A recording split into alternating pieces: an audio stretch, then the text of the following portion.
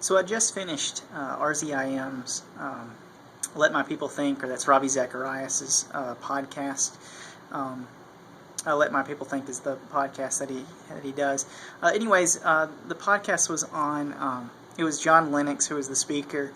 He's a Dr. Lennox is a theologian and a doctorate, and I don't know. He's got several PhDs. And the topic was on, or the question was proposed at the beginning. What is the biggest problems to institutions, those institutions being national or family or anything like that? And the sermon or the message that he gave was regarding the story of Joseph.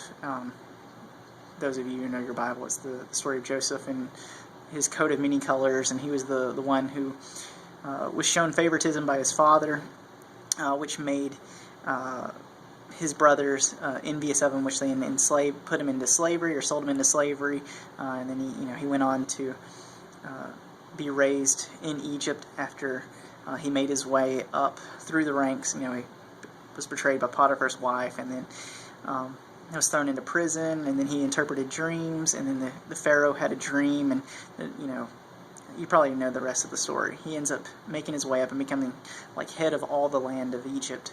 He's like second in command to Pharaoh, or first in command of, next to Pharaoh. And so the message that John or Dr. Lennox was proposing was that I guess the way I took it is the biggest problem to institutions are showing partiality, or at least I think this was a multi-part series, but the message that he was giving was one of the biggest problems in institutions is showing favoritism, which seems pretty obvious and pretty straightforward. Although from a biblical context, I was kind of confused because we see that Jesus also showed partiality to 3 of his disciples, even though he picked 12, and even then, picking 12s, you're excluding lots of other people from being your disciples.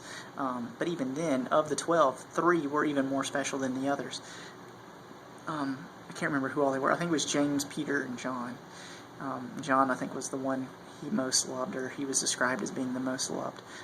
It was the same 3, I think, that were allowed to see him at the Transfiguration. But anyways, so if you take that into account, and I'd be curious to know how exactly that kind of fits into the picture. Because, if Jesus showed partiality, and obviously partiality was an issue and favoritism was an issue, because you hear, I guess it was James and John, they were brothers maybe, there was 2 of them that were fighting.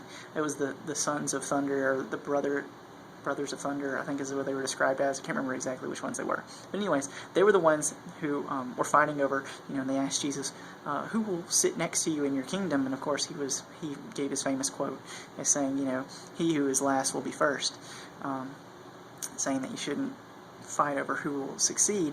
But at the same time, again, he showed partiality and favoritism to 3 of his chosen ones, or his disciples. So is that the biggest problem to institutions today?